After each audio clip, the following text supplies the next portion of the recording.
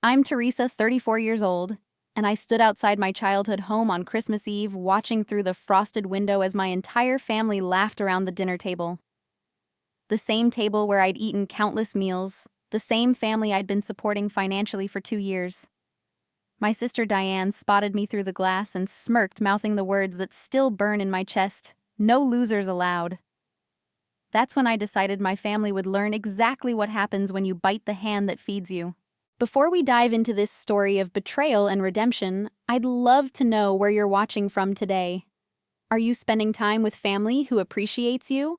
Or are you like, I was feeling unseen despite everything you do? Hit that like button if you've ever felt taken for granted by the people you love most. And subscribe to hear more stories about finding your worth when others try to diminish it. Trust me, what happens next will make you rethink every relationship in your life. It all started 2 years ago when my father Harold collapsed in the garage while trying to fix the lawnmower. The heart attack was massive, and the bills that followed were even more devastating. I remember sitting in that sterile hospital waiting room, the smell of antiseptic burning my nose when the financial counselor handed my mother Joyce the first estimate. $47,000, and that was just for the initial surgery and week-long stay. My mother's hands shook as she held that paper, tears streaming down her face, not just from fear of losing my father, but from knowing they had let their health insurance lapse 3 months earlier to help my brother Mitchell pay off what he claimed were business debts but were actually gambling losses. I was the only one with a stable job working as a senior marketing manager at a tech company downtown. While Diane sat in the corner filing her nails, and Mitchell paced the hallway on his phone, probably placing more bets, I made the decision that would change everything. I walked to the bathroom, called my financial advisor, and took out a loan against my 401k. $25,000 of my retirement gone in one phone call. But family is family, right? That's what I told myself as I signed the papers, ignoring the voice in my head, warning me this was just the beginning. The bills kept coming like an avalanche. After Dad came home, there were medications that cost $600 a month, physical therapy sessions at $200 each twice a week, and follow-up appointments that somehow were never fully covered by the emergency Medicaid we finally got him on. Then came the foreclosure notice. Turns out my parents had been behind on their mortgage for 6 months, juggling bills and hoping something would change. The yellow paper taped to their front door might as well have been a neon sign announcing their failure to the entire neighborhood. I set up automatic payments from my account for their mortgage, $1,800 on the first of every month. The utility bills followed, then the car insurance, then the credit card minimums. My checking account became a revolving door where my salary entered and immediately exited to keep my family afloat. Meanwhile, I moved from my nice 2-bedroom apartment to a studio on the wrong side of town, traded my reliable Honda Accord for a 10-year-old Civic with a rattling engine, and learned to shop at thrift stores while watching Diane post Instagram photos of her new designer handbag collection. The dynamic in our family had always been clear, but money made it crystal. I was the responsible one, the one who went to college, the one who got promoted, the one who could be counted on. Diane, 5 years younger at 29, was the baby who could do no wrong despite dropping out of beauty school twice and refusing to look for a job because it would interfere with her social life. Mitchell, the middle child at 31, was the charming screw-up who always had a scheme that was definitely going to work, this time just needed a small loan to get started. My parents enabled them both while praising me for my sacrifice. Dad would pat my shoulder and call me his rock while handing Mitchell another $100 for gas money that would end up at the casino. Mom would hug me and say she didn't know what they'd do without me while defending Diane's decision to sleep until noon because she was finding herself. I worked 70-hour weeks to earn bonuses that went straight to their bills, skipped my own dental work to pay for Mitchell's DUI lawyer, and gave up the vacation I'd saved for to cover Diane's phone bill because she couldn't live without the latest iPhone. The exhaustion wasn't just physical from the long hours and stress, it was emotional, spiritual even. Every month I watched my dreams get smaller while my family's expectations grew bigger. The wedding savings I'd started became the fund for Dad's medications. The down payment for a house became Mitchell's rehab that he left after 3 days. The emergency fund became Diane's spending money because Mom couldn't bear to see her youngest suffer without her weekly manicures. Thanksgiving that year was when I first felt the shift. I'd worked until 7 to finish a presentation that would hopefully earn me a bonus large enough to cover the property taxes my parents had forgotten to mention were overdue. When I arrived at the house exhausted and still in my work clothes, the dinner was almost over. They'd started without me, and when I looked for my place at the table, Mom gestured vaguely at the kitchen counter where a plate with scraps sat cold and congealing. "We didn't know when you'd show up," she said, not meeting my eyes, while Diane picked at her third helping of stuffing, and Mitchell poured himself another glass of the expensive wine I'd bought for the occasion. That night, driving home to my empty studio apartment, I realized I wasn't family anymore. I was just an ATM with a pulse. October arrived with its false promises of new beginnings and fresh starts. The leaves were turning brilliant shades of gold and crimson when the wedding invitation arrived in my mailbox. My cousin Melissa was getting married, a beautiful destination wedding at a vineyard 3 hours away. I held that cream-colored envelope with its elegant calligraphy and felt something I hadn't experienced in months: excitement. A family event where I could just be Teresa, not Teresa the provider, not Teresa the responsible one, just a cousin celebrating love and happiness. I immediately texted the family group chat that I'd RSVP'd yes, and asked if anyone wanted to carpool. The silence that followed should have been my first clue. Hours passed with no response, which was unusual since Diane lived on her phone, and Mitchell always had opinions about everything. It wasn't until I was scrolling through Facebook that night that I discovered why. There in my suggested groups was Melissa's wedding planning, family only. My stomach dropped as I requested to join, only to be denied. Then I saw it, a mutual cousin had posted screenshots in another group asking if it was normal for families to exclude certain members from wedding planning. The screenshots were from my family's private chat, the one I wasn't part of. Diane had written, "Thank God we can coordinate outfits without Teresa showing up in another one of her thrift store specials." My mother had responded with laughing emojis and added, "Maybe we can actually get some nice family photos without her looking exhausted and bitter in the background." Mitchell had chimed in with, "Bet she'll still find a way to mention how much the trip costs her." But the one that cut deepest was from my father. "At least we won't have to hear about her sacrifices during the toasts." I sat on my secondhand couch in my cramped studio reading those words over and over until they burned into my retinas.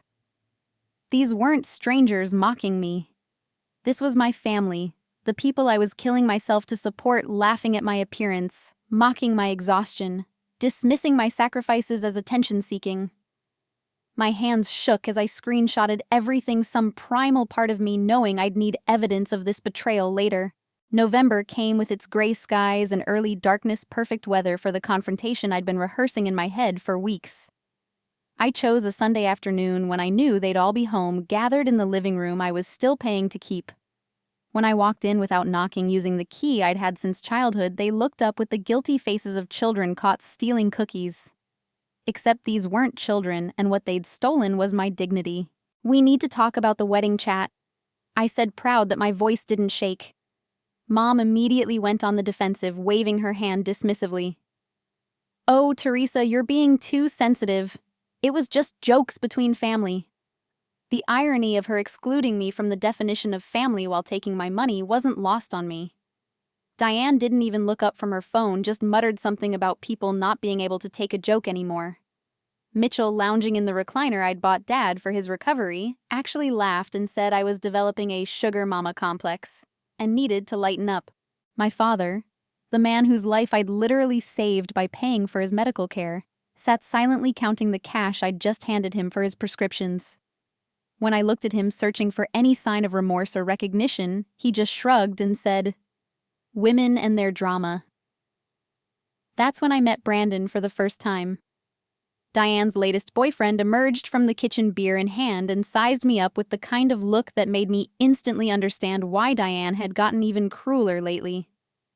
"So, you're the sister," he said, emphasis on the, like I was some kind of infamous character. Diane says you're really generous. That's nice. Not many people would give so much and expect so little in return. The condescension in his voice was thick enough to choke on, but what happened next was worse. Diane actually giggled and wrapped herself around his arm. Brandon thinks it's hilarious that you work so hard just to give it all away. He says it's like you're paying rent to be in the family. They all laughed. My mother, my father, my siblings, all laughing at the joke that was my life. I stood there in the living room I'd saved from foreclosure, watching the family I was destroying myself for find humor in my destruction, and felt something inside me break. But I didn't stop paying the bills. Not yet. Early December brought my 34th birthday, a milestone I'd once imagined celebrating differently. Maybe a dinner party with friends, maybe a weekend trip somewhere warm, maybe even a date with someone special. Instead, I spent it working late on a project that would earn the bonus needed to cover the family's Christmas expenses. No one called, no one texted, not even a Facebook post acknowledging the day I was born. I told myself they were busy, that they'd make it up to me later, that birthdays weren't important anyway. The universe has a cruel sense of timing. The very next day, Diane's 29th birthday arrived with all the fanfare of a royal celebration. I arrived at the house to find it transformed with decorations that must have cost hundreds of dollars. Balloons in rose gold, a professional photographer catered food from Diane's favorite restaurant, and a cake that was more art than dessert. The invitation had specifically requested my presence and my credit card to cover my share of the celebration costs. I played the good sister, smiling as Diane opened gift after gift from our parents' expensive items I knew they couldn't afford, which meant I was essentially buying my sister presents from my parents with my own money. But the real shock came when Brandon stood up during the cake cutting. My stomach dropped as he got down on one knee, pulling out a small velvet box. The ring wasn't huge, but it was decent, probably 2 carats, and as Diane squealed yes and our mother cried, I recognized the setting. It was from the jewelry store where I'd co-signed for Mitchell's credit application 6 months ago, supposedly for a watch for his job interviews that never happened. The party exploded into congratulations and champagne toasts, with bottles I noticed were the same brand I'd bought last Christmas and never got to drink. Diane gave a speech thanking everyone who mattered in her life, listing names with theatrical pauses between each one. Our parents, Mitchell, Brandon, of course, even Brandon's mother who'd arrived late. She thanked her nail technician, her hairdresser, the barista, who made her morning latte just right. But my name never passed her lips. I stood in the corner like hired help, refilling drinks and cleaning up wrapping paper invisible, despite being the one who'd made it all possible. "Teresa, be a dear and get more ice from the garage freezer," my mother called out, not even looking at me. As I walked past the happy couple, I heard Diane tell her new fiancé, "Thank God we'll have 2 incomes soon. I'm so tired of family members who think contributing money means they get a say in everything." The fact that she hadn't worked a day in 3 years seemed lost on everyone, especially Brandon, who nodded sympathetically while drinking the champagne I'd paid for. That night, driving home past houses decorated for Christmas, families visible through windows preparing for the holidays together, I realized I wasn't tired anymore. I was angry. And anger, I was about to learn, could be far more useful than exhaustion. December 20th started like any other day with me checking my bank balance and calculating how much I could spare for the family's Christmas celebration after covering their regular bills. I'd already resigned myself to another dollar store Christmas for myself, but I wanted to make sure my parents could afford a nice holiday, especially since it would be Diane's first Christmas as an engaged woman. I called my mother during my lunch break, sitting in my car in the company parking lot, because I didn't want my coworkers to hear me basically begging for inclusion in my own family's celebration. "Hi, Mom, I wanted to check what time you want me to come over for Christmas dinner. Should I bring the usual sides?" I asked, referring to the expensive honey-glazed ham and specialty dishes I'd provided every year since taking over the family finances. There was a long pause, the kind that makes your stomach clench because you know something bad is coming. "Oh, Teresa," she started, and I could hear the fake concern in her voice, the same tone she used when she was about to ask for money, but wanted to seem reluctant about it. "About Christmas?" We were thinking maybe you'd be more comfortable doing your own thing this year. My own thing. I gripped the steering wheel until my knuckles went white. What do you mean, my own thing? It's Christmas. Family Christmas. She sighed dramatically, and I heard shuffling like she was moving to another room. Well, Brandon's family is coming, and you know how you get when there are new people around. All tense and quiet. We just thought it would be more relaxing for everyone if... She trailed off, but the message was clear. I wasn't welcome at Christmas dinner. The dinner I would inevitably be paying for. Mom, are you seriously telling me I'm not invited to Christmas? My voice cracked despite my efforts to stay calm. She got defensive immediately, a sure sign she knew what they were doing was wrong. It's not like that, Diane made a Facebook event to keep track of who's bringing what, and it got complicated to add people after the fact. Facebook event. She said it so casually, like it wasn't a deliberate exclusion. What Facebook event? I asked, already pulling up the app on my phone. Oh, nothing formal, just a little planning thing. You know how Diane likes to organize. I found it within minutes. Harris Family Christmas. No drama zone. Private event. 23 invited guests.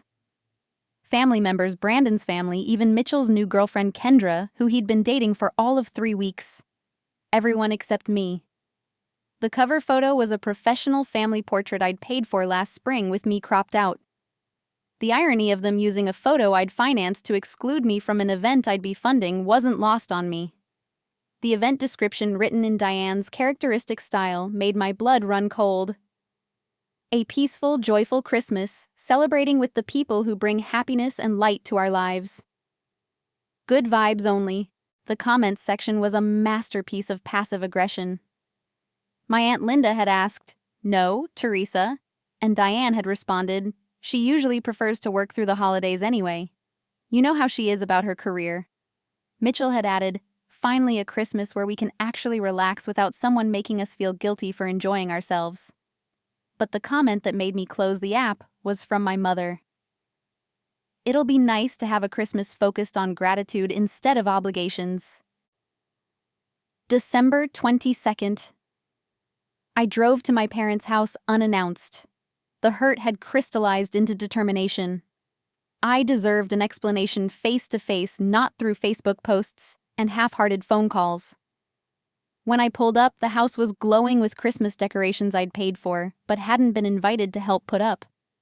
Through the front window, I could see them all inside, decorating the tree I'd bought them last week.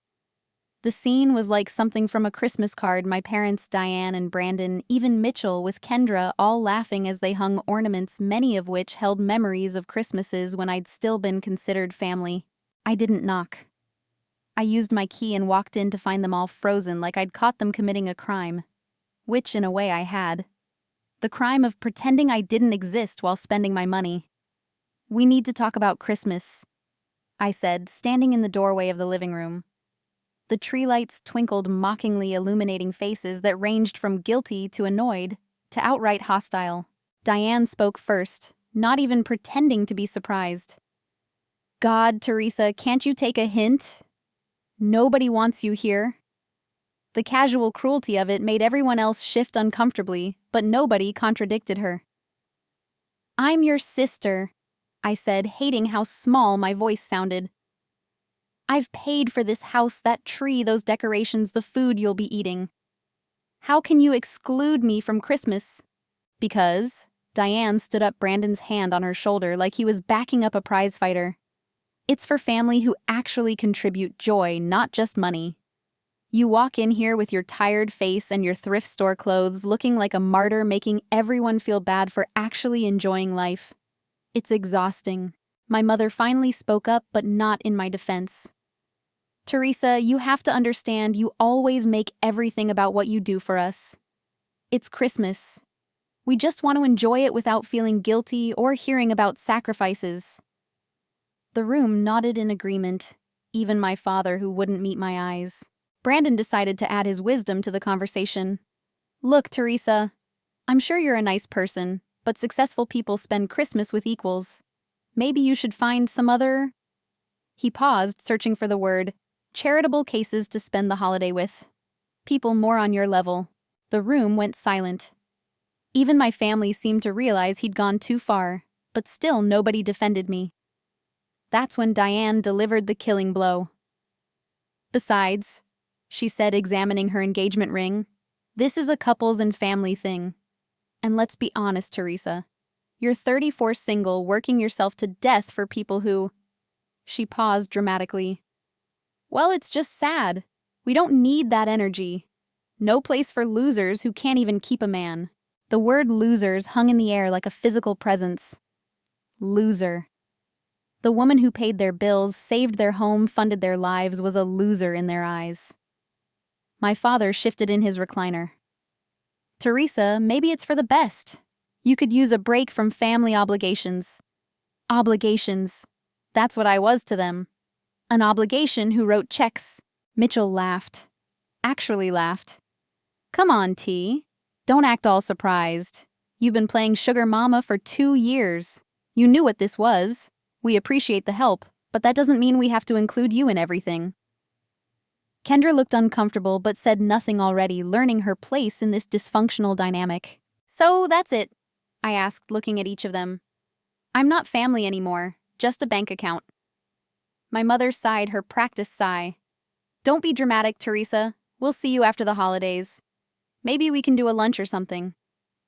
A lunch or something. Like I was a business associate they had to maintain relations with.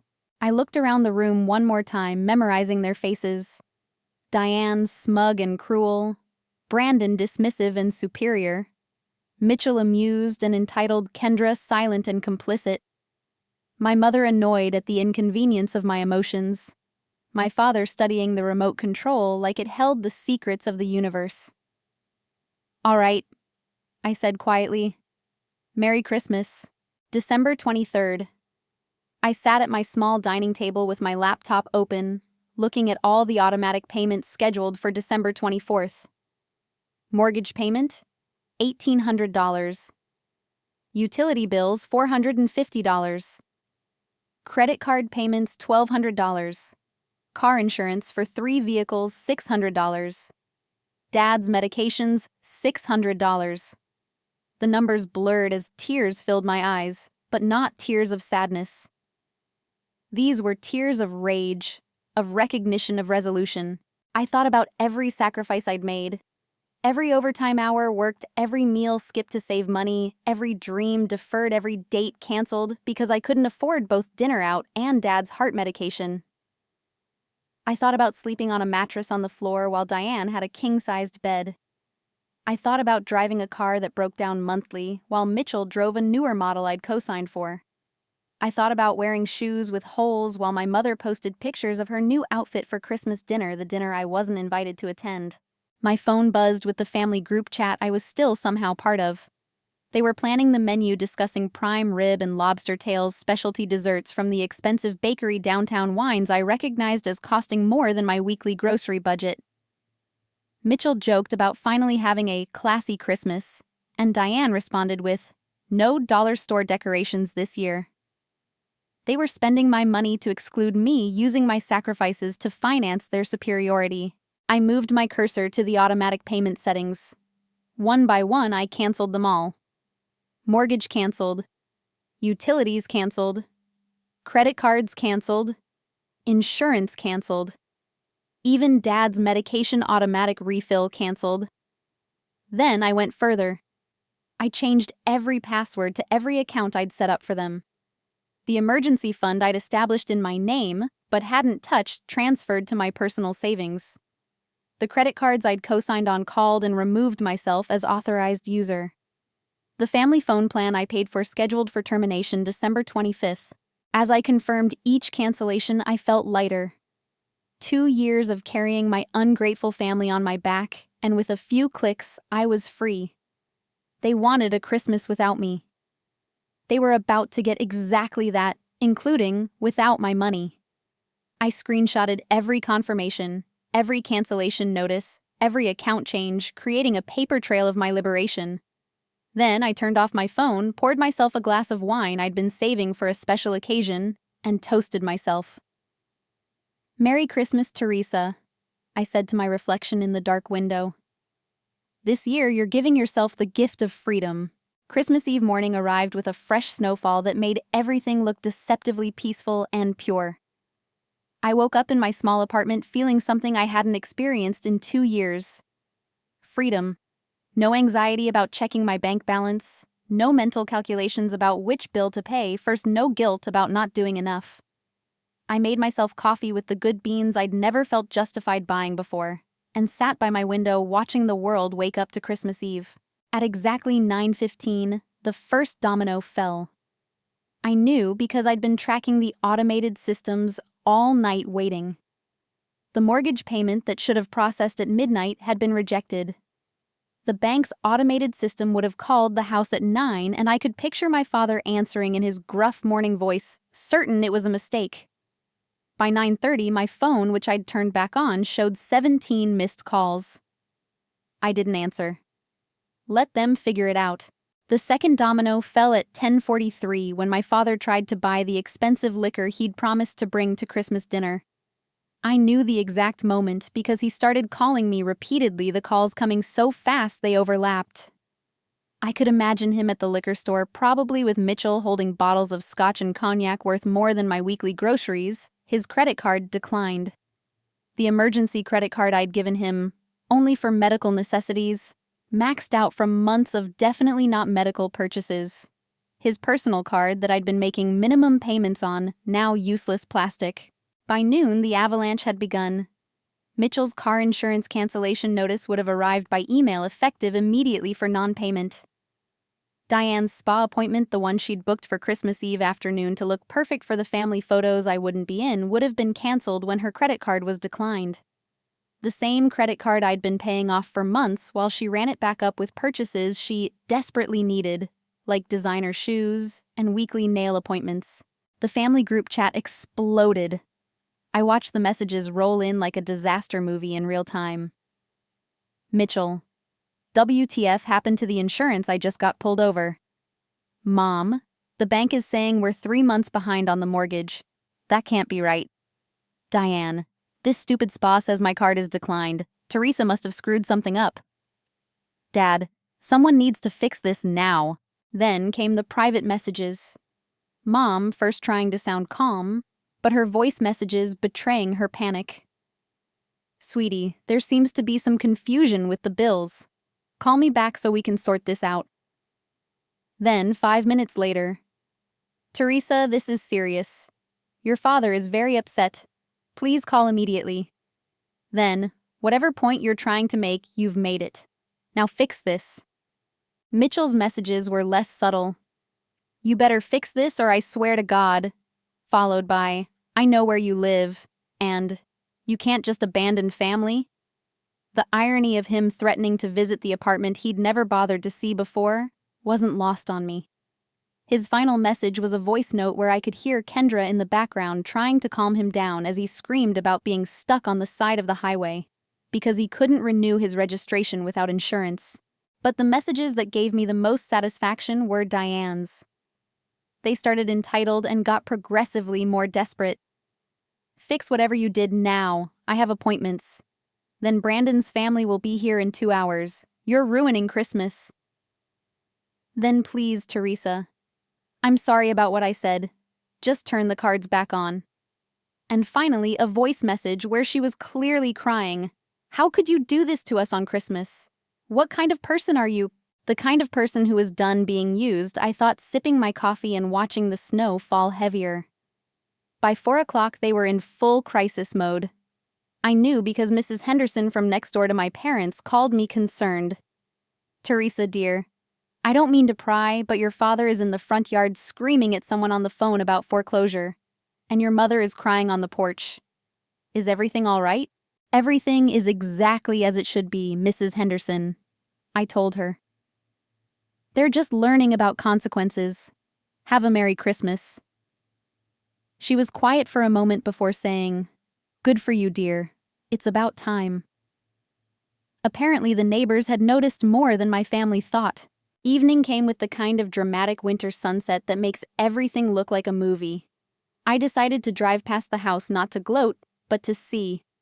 To witness the Christmas they'd planned without me, the celebration I was supposedly ruining with my loser energy.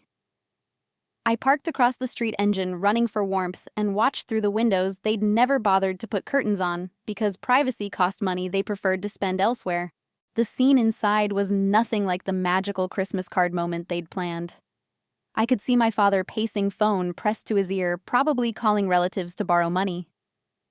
My mother sat at the dining room table surrounded by papers, likely all the bills I'd been handling that she was seeing for the first time in 2 years. Mitchell was slumped on the couch, Kendra nowhere to be seen, probably having realized what she'd gotten herself into. Brandon stood in the corner, arms crossed, looking like he was reconsidering his engagement to a woman whose family was in financial collapse. But it was Diane who drew my attention. She stood at the window, still in her regular clothes, instead of whatever designer outfit she'd planned. Mascara streaked down her face. We made eye contact across the snowy street, and I watched her recognize my car.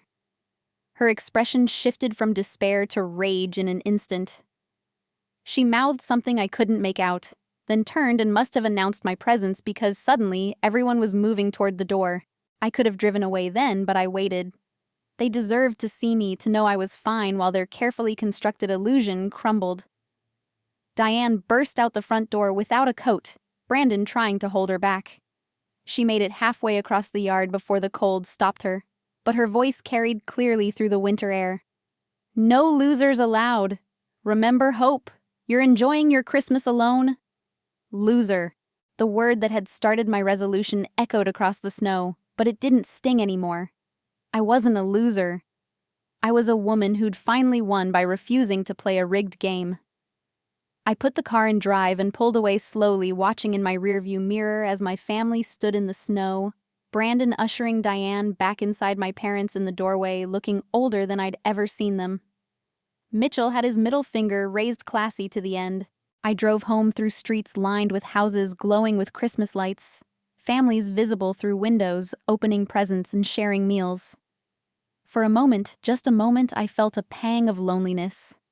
But then I remembered all the Christmases I'd been there, but invisible present, but unappreciated giving, but never receiving. Being alone was better than being used. Being by myself was better than being with people who only valued my bank account. That night, Christmas Eve, I made myself a simple dinner with ingredients I'd splurged on for the first time in years. I opened a bottle of wine that cost more than $20, lit candles I'd been saving for a special occasion, and ate in peaceful silence. No passive-aggressive comments about my appearance, no requests for money disguised as conversation, no watching others enjoy luxuries I'd provided while treating me like hired help. My phone continued buzzing with increasing desperation. The mortgage company's emergency line had apparently informed them that without immediate payment, foreclosure proceedings would begin after the holidays. The utility companies had put them on notice. The credit card companies were calling. Reality was crashing down on them like the snow falling outside, beautiful but cold and unforgiving. The final message of the night came from my mother, a long, rambling voicemail, where she cycled through guilt, anger, bargaining, and desperation. "How could you abandon us on Christmas after everything we've done for you? We raised you, loved you, and this is how you repay us. Your father is having chest pains from the stress. Diane's wedding might have to be postponed. Mitchell says he'll never forgive you. Please, Teresa, if you have any heart left, any love for your family, you'll fix this. It's Christmas. You can't leave us like this. What would people think? What would people think?" After 2 years of sacrificing everything while they told people I was bitter and dramatic, now she cared what people would think. I deleted the voicemail without listening to it again and turned off my phone. Tomorrow was Christmas, and for the first time in years, I was actually looking forward to it. Not because I'd be with family, but because I'd finally be free from the family that had never really seen me as anything more than a wallet with feelings they could ignore. As I got ready for bed in my small but peaceful apartment, I thought about the 3 wise men bringing gifts to baby Jesus. They brought gold, frankincense, and myrrh. I'd brought my family financial gold for 2 years, and like incense, it had gone up in smoke. But myrrh that was used for healing and purification. Maybe that's what this Christmas would be: the beginning of healing, the start of purifying my life of toxic relationships, even if those relationships shared my blood. Sometimes the best gift you can give yourself is the gift of walking away. December 26th arrived with the kind of brutal clarity that comes after a storm. The snow had stopped, leaving everything crystalline and sharp under a bright winter sun. My phone, which I'd turned back on that morning, showed 143 missed calls, 87 text messages, and 23 voicemails. The family group chat had devolved from anger to bargaining to outright begging. The last message, sent at 3:27 a.m. from Mitchell, simply read, "Family meeting tomorrow. Be there or be sued." I dressed carefully for this meeting, not in my usual thrift store finds, but in the business suit I wore for important presentations at work. If they wanted to treat this like a negotiation, I'd show them what a real professional looked like. I'd spent Christmas Day preparing printing documents, organizing receipts, calculating totals. 2 years of financial hemorrhaging laid out in neat columns and rows, irrefutable evidence of my sacrifice and their exploitation.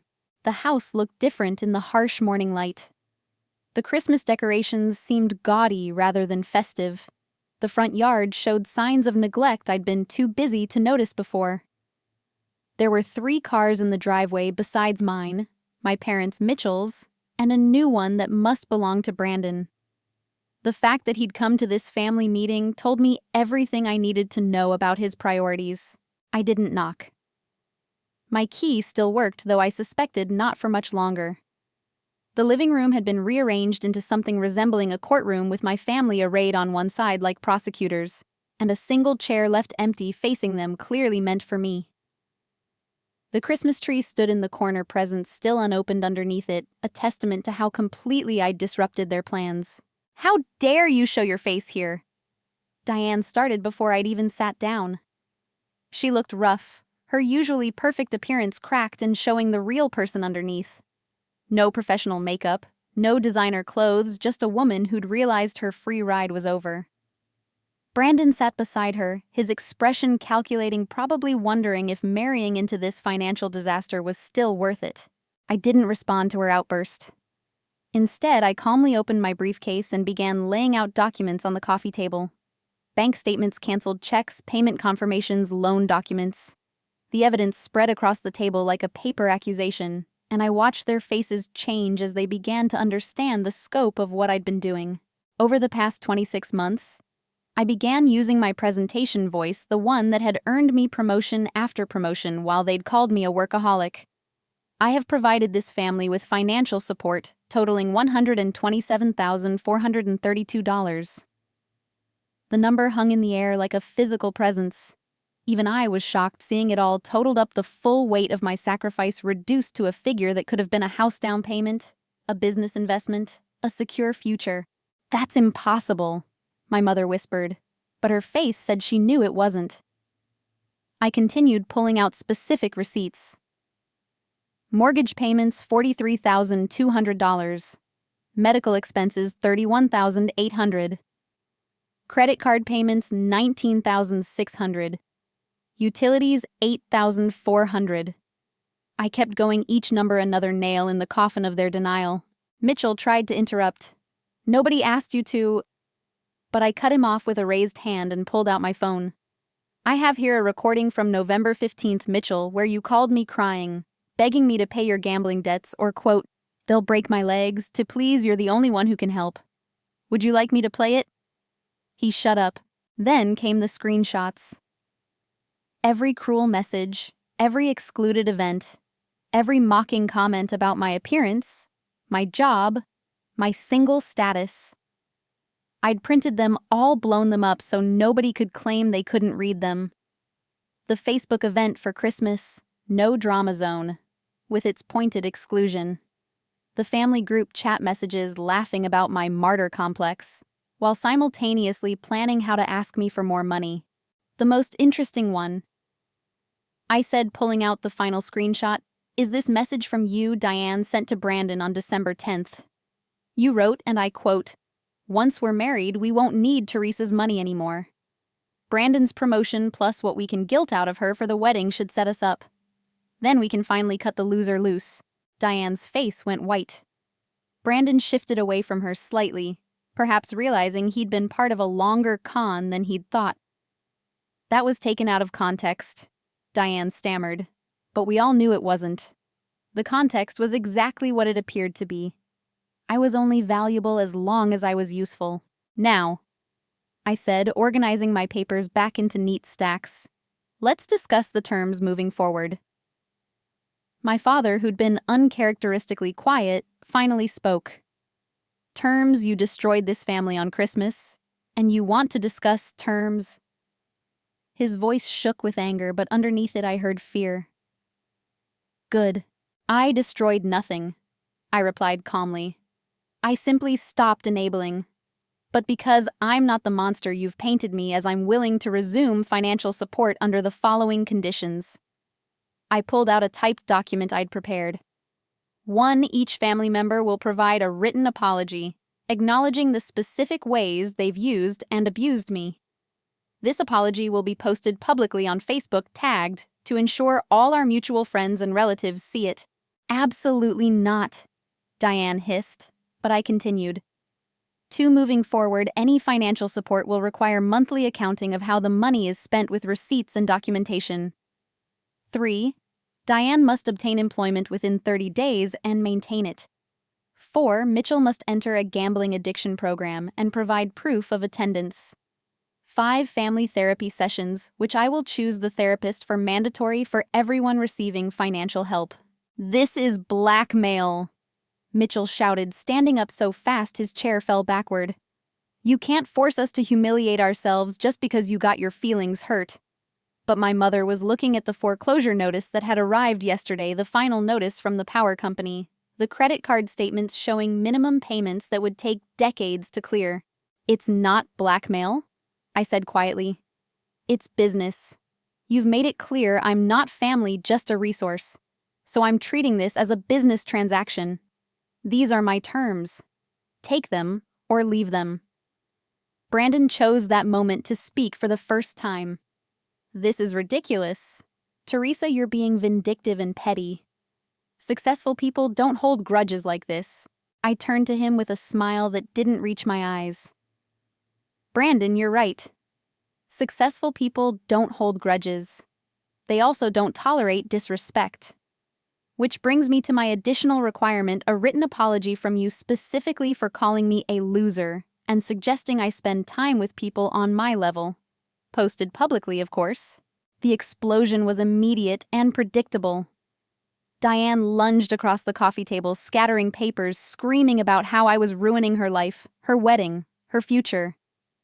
Brandon held her back while she called me every name she could think of, her face twisted with rage that made her look like a stranger.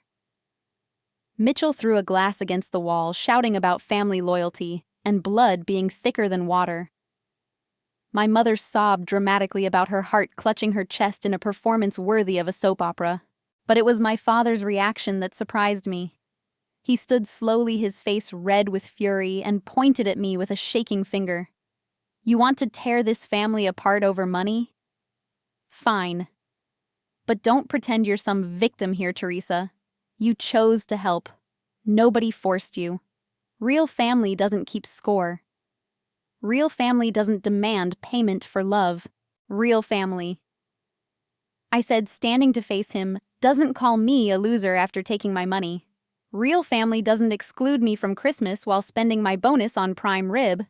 Real family doesn't mock my appearance while I work myself to exhaustion to keep a roof over their heads." I picked up my briefcase, leaving the documents on the table for them to review.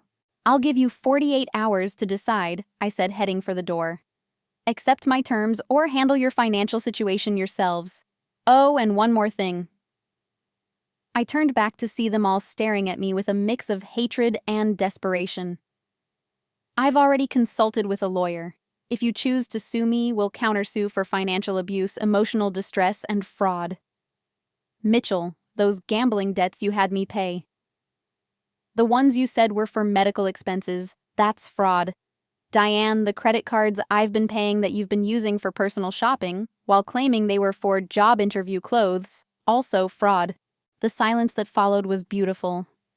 They'd expected me to cave to apologize to go back to being their personal ATM. Instead, I'd shown them exactly who they'd been dealing with all along, not a loser, but a woman who'd simply chosen to put family first until they'd shown her she wasn't family at all. As I reached the door, my mother called out one last time. "Teresa, please. It's not about the money. We're sorry. We just want our daughter back." I paused, hand on the doorknob, and looked back at the woman who'd given birth to me, but had apparently forgotten to see me as a person sometime in the last 2 years. "No, Mom," I said quietly. "You want your ATM back. But that person doesn't exist anymore. You killed her when you called her a loser and left her out in the cold on Christmas. What's left is just me, and I'm apparently not good enough for this family." I walked out, closing the door on their shouts and pleas. Sitting in my car, I took a deep breath of cold winter air and felt something shift inside me. For 2 years, I'd carried the weight of their lives on my shoulders. Now that weight was theirs to bear. My phone was already buzzing with messages, but I ignored them. They had 48 hours to decide if their pride was worth more than their financial survival. Something told me I already knew the answer, but for the first time in years, I genuinely didn't care. January arrived with a bitter cold that seemed fitting for the frozen state of my family relationships. The 48 hours I'd given them had passed with radio silence, their pride apparently worth more than their financial survival. On New Year's Eve, while others celebrated new beginnings, the foreclosure process on my parents' home officially began.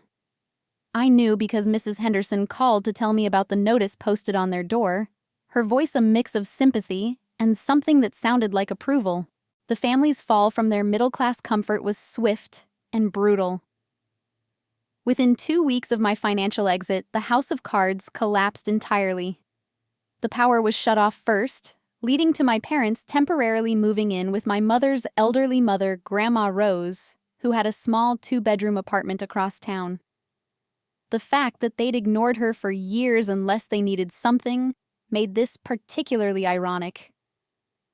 Diane and Brandon's engagement imploded when he realized her temporarily between jobs status was actually never had a job and never intended to get one. He left her with a text message classy to the end, but at least honest about not wanting to marry into financial disaster. Mitchell's situation deteriorated the fastest. Without car insurance, he couldn't drive. Without a car, he couldn't get to the casino. Without the casino, he apparently couldn't function. He was arrested on January 15th for trying to pass a bad check at a liquor store, the same store where just weeks ago he'd been buying top-shelf bourbon with my money. The check was poorly forged with my signature, a desperate and sloppy attempt that took the police less than an hour to trace back to him. When they searched his things, they found 6 more blank checks from my old checkbook. One I'd reported stolen months ago when Mitchell had borrowed my purse to look for gum. The arrest became public record, and suddenly everyone knew the truth about where Mitchell's money had been going. The gambling addiction I'd been quietly funding rehabilitation for was now front-page news in our small suburban newspaper. Local man arrested for check fraud in family financial dispute. The article didn't name me directly, but anyone who knew our family could connect the dots. My phone buzzed with messages from extended family members and old friends expressing shock and support, many admitting they'd suspected something was wrong but hadn't wanted to interfere. February brought the full force of my family's smear campaign. Diane, now living with our parents in Grandma Rose's cramped apartment, started a social media crusade that would have been impressive if it weren't so transparent. She created a GoFundMe titled, "Help a Family Destroyed by a Heartless Daughter," complete with heavily edited version of events where I was painted as a mentally unstable woman who'd vindictively destroyed her loving family out of jealousy over Diane's engagement. The GoFundMe description was a masterpiece of fiction. According to Diane, I'd always been jealous of her beauty and popularity, resentful of Mitchell's charisma, and bitter about our parents loving them more. She claimed I'd offered to help with bills, but then used it as a weapon, demanding unreasonable things like forcing us to humiliate ourselves publicly and trying to control our lives. She conveniently left out the part where they'd excluded me from Christmas after calling me a loser, or the years of financial drain, or the constant mockery and disrespect. For about a week it worked. Distant relatives and casual acquaintances donated small amounts taken in by Diane's sob story and carefully curated photos of the family in happier times. She raised almost $3,000 before I decided to respond. I didn't attack or argue. I simply posted a comment with links to the documents I'd prepared for our December meeting. Bank statements showing the $127,000 I'd given them. Screenshots of their messages mocking me. The Christmas Facebook event explicitly excluding me. The recording of Mitchell begging for gambling money. The forecast records showing they'd been in trouble long before I stopped paying. The GoFundMe was taken down within hours, reported for fraud by dozens of people who'd read the real story. Diane tried to start another one, but GoFundMe banned her from the platform. She moved to Facebook, posting increasingly unhinged rants about me being evil, jealous, and probably criminal. Each post got fewer likes and more comments asking why, if I was so terrible, they'd taken my money for 2 years. The extended family began choosing sides, but surprisingly, most chose mine. Aunt Linda called to say she'd always wondered how my parents afforded their lifestyle on Dad's disability and Mom's part-time retail job. Cousin Melissa admitted Diane had asked her for money for the wedding, claiming I'd selfishly withdrawn support, without mentioning the Christmas exclusion. Uncle Robert, my father's brother, sent me a message saying he was proud of me for standing up for myself, and offered to take me to dinner to hear my side of the story. But the most unexpected support came from Grandma Rose. At 83, she'd seen enough family drama to recognize the truth. She called me on Valentine's Day, her voice sharp despite her age.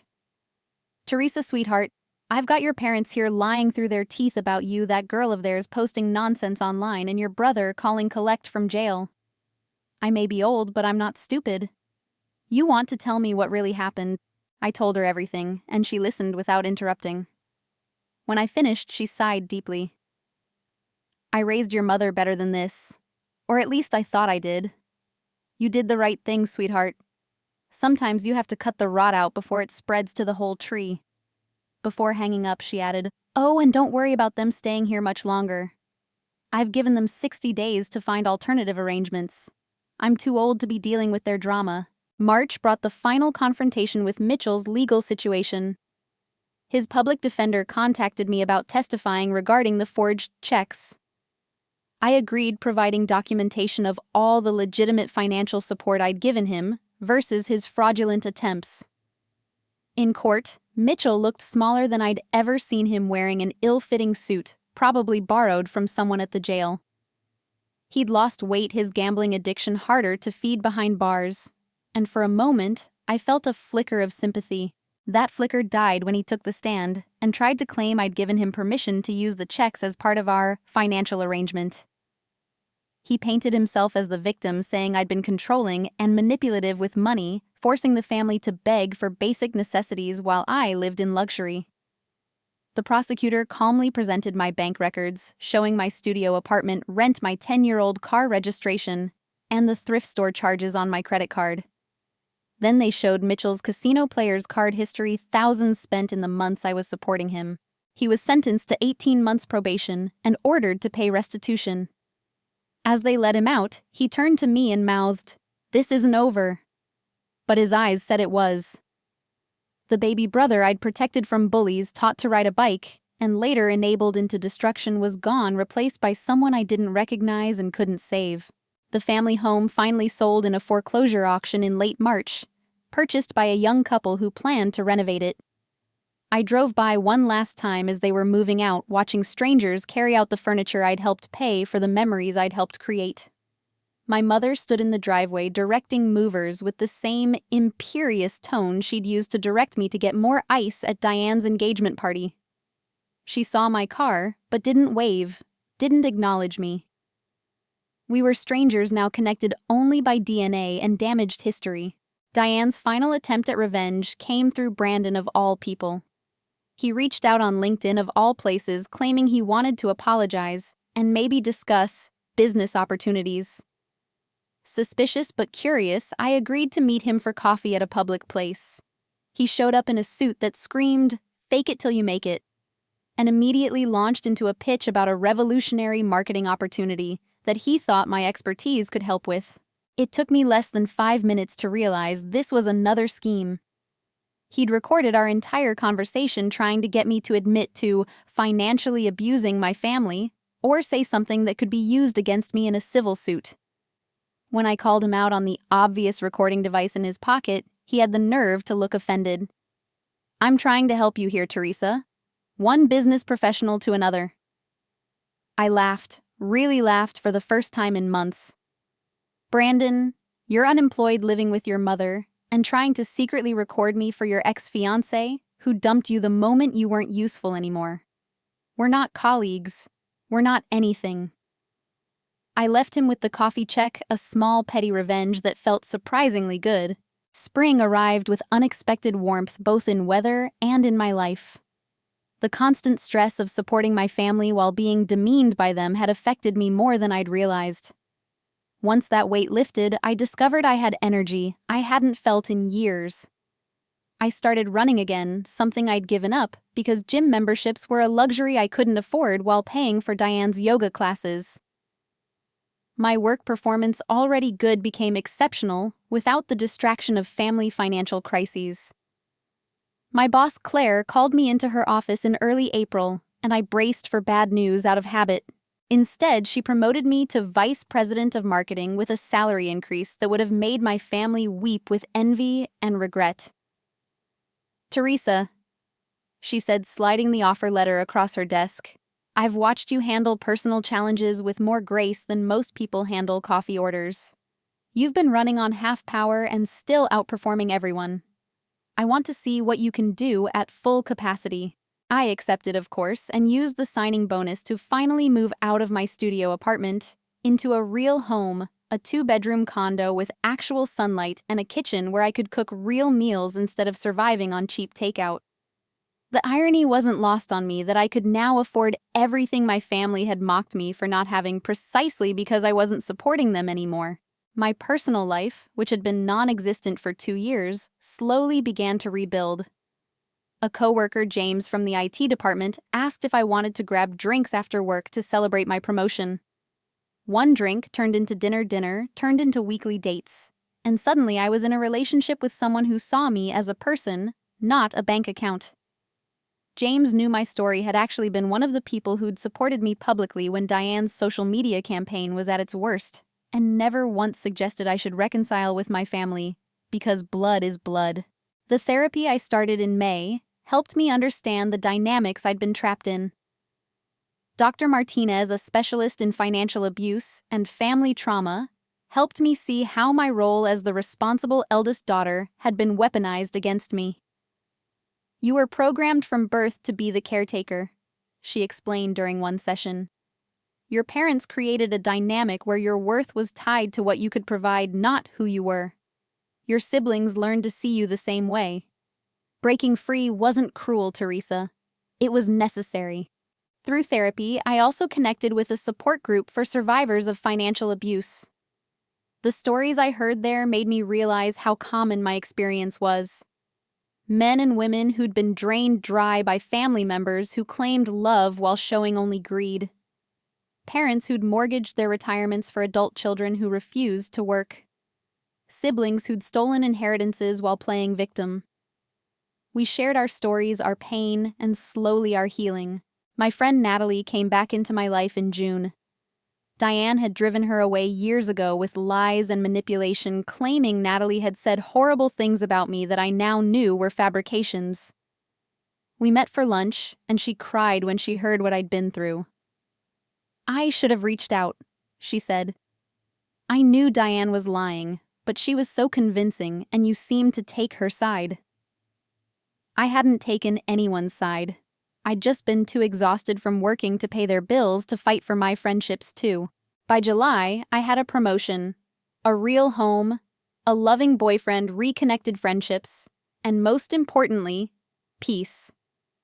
I took the vacation to Italy I dreamed of for years, posting pictures not to make anyone jealous, but because I was genuinely happy.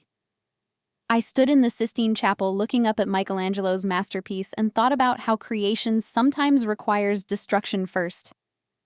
My old life had to die for this new one to be born. The unexpected visit came in August. I was working from home when the doorbell rang, and through the peephole I saw my mother. She looked older, smaller, wearing clothes I recognized from years ago when things were better. For a moment I considered not answering, but something in her posture, the defeat in it, made me open the door. "I won't stay long," she said immediately, as if afraid I'd slam the door in her face. I needed to see you.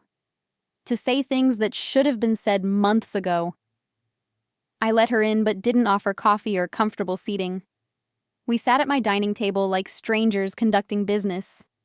The story she told wasn't surprising, but hearing it from her perspective was enlightening. Diane had poisoned them against me, slowly, subtly playing on their fears of aging and being abandoned. She'd convinced them I was only helping for control, that I looked down on them, that I was waiting for them to be grateful enough to manipulate. She was so convincing. My mother said, tears falling steadily. She'd point out every time you looked tired, said you were making us feel guilty on purpose. Every time you couldn't make an event because of work, she'd say you were choosing money over family. But what really broke the spell was living with Diane after losing the house. Without me to blame and manipulate, Diane had turned on them. The same cruelty she'd shown me was redirected at our parents. She blamed them for raising me to be weak, for not teaching me proper family values, for failing to keep me in line. When Grandma Rose kicked them out, Diane had abandoned them entirely, moving in with a new boyfriend she'd met online, who thought her tragic family story made her interesting. "Mitchell's in jail," she continued. "Not from the check thing that's probation, but he got caught stealing from his roommate at the halfway house. And Harold..." She paused, seeming to age another year in seconds. "Your father had another heart attack in June. Minor, but the doctors say the stress isn't helping. He's too proud to contact you, but he cries sometimes. Says he failed as a father." She wasn't asking for money. That was clear. What she wanted was harder to give forgiveness. "I'm not asking you to forget," she said. "I'm not even asking you to let us back in your life. I just needed you to know that I see it now. What we did, what we let happen, what we lost." She stood to leave, then turned back. "That Christmas dinner without you. It was the worst night of my life. Not because of the money stuff that came after, but because halfway through dinner I realized the empty chair wasn't empty. You were supposed to be there, and we'd thrown you away for nothing." I walked her to the door, processing everything she'd said. As she stepped outside, I finally spoke. "I can't give you what we had before. That person, the one who gave everything and asked for nothing, she's gone. But maybe we can build something new, slowly, with boundaries and therapy. Lots of therapy." Hope flickered in her eyes for the first time. "I'd like that. Your father would too when he's ready." She gave me Grandma Rose's number and their new address, a small apartment they were sharing while Dad recovered. No expectations, no demands, just information. As she walked to her old car, I noticed she was wearing shoes with holes in them, the same kind I'd worn while buying her new ones. The cycle had come full circle. Christmas that year was different. I hosted a dinner at my condo for my chosen family, James, Natalie, a few friends from the support group, and surprisingly, Aunt Linda and cousin Melissa, who'd stood by me through everything. We cooked together, laughed together, and nobody kept score of who brought what or spent what. It was the Christmas I'd always wanted but never knew I could have. As we sat around my table, James raised a glass for a toast. To Teresa, who learned that sometimes the best gift you can give yourself is the word no. Everyone laughed and cheered, but I added my own silent toast. To the family I lost and the family I found. To the girl who thought love meant sacrifice, and the woman who learned love means respect. to the loser who won by walking away. I'd started seeing my parents monthly for coffee, always in public, always with clear boundaries. Dad was still too proud to apologize directly, but he'd started asking about my work with genuine interest, remembering details, treating me like a person with a life worth knowing about. Mom was in individual therapy, working through her own issues with manipulation and control. The road back to any kind of relationship was long and uncertain, but for the first time we were all walking it with our eyes open. Diane had disappeared into the chaos of her own making, last seen on social media, promoting a multi-level marketing scheme and claiming to be a boss babe entrepreneur. Mitchell was serving his sentence, but I'd received one letter from him, short and to the point. "I'm getting help. Real help this time. I'm sorry." I didn't respond, but I kept the letter. Maybe someday, when he'd proven change was real, we could talk. As Christmas night ended and my guests prepared to leave, Natalie pulled me aside. "You know what the best part of tonight was?" she asked. I expected her to mention the food, or the games, or the genuine laughter. Instead, she said, "You smiled like yourself again. Not the tired smile you used to wear like armor, but real joy. That family of yours nearly killed your light, but look at you now. Shining." After everyone left, James and I cleaned up together, dancing in my kitchen to Christmas music, making plans for New Year's. He'd suggested we take a trip to meet his family, and I'd agreed without the anxiety that would have consumed me before. I was learning to trust again, to believe that not everyone who said they loved me would use that love as a weapon. Before bed, I checked my phone one last time. There was a message from an unknown number, but I recognized the tone immediately. Diane, from a new phone, still trying. "Must be nice spending Christmas in your fancy condo while your family suffers. Hope you're proud of yourself." I screenshotted it for my records, blocked the number, and felt nothing. No anger, no hurt, no guilt. Just the peace that comes from knowing you made the right choice.